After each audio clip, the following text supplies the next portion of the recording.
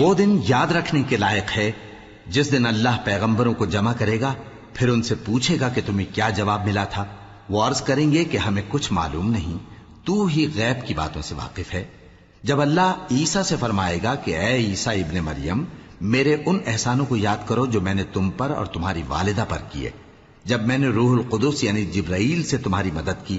تم گود میں اور جوان ہو کر بھی ایک ہی نسق پر لوگوں سے گفتگو کرتے تھے، اور جب میں نے تم کو کتاب اور دانائی اور تورات اور انجیل سکھائی، اور جب تم میرے حکم سے مٹی کے پرندے کی شکل بناتے پھر اس میں پھونک مار دیتے تھے تو وہ میرے حکم سے سچ مچ کا پرندہ بن جاتا تھا، اور پیدائشی اندھے کو اور برس کی بیماری والے کو میرے حکم سے اچھا کر دیتے تھے، اور مردوں کو زندہ کر کے قبر سے نکال کھڑا کرتے تھے۔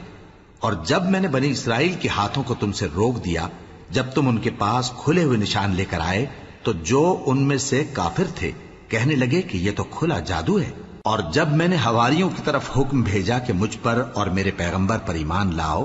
وہ کہنے لگے کہ پروردگار، ہم ایمان لائے، تو شاہد رہی ہو کہ ہم فرما بردار ہیں۔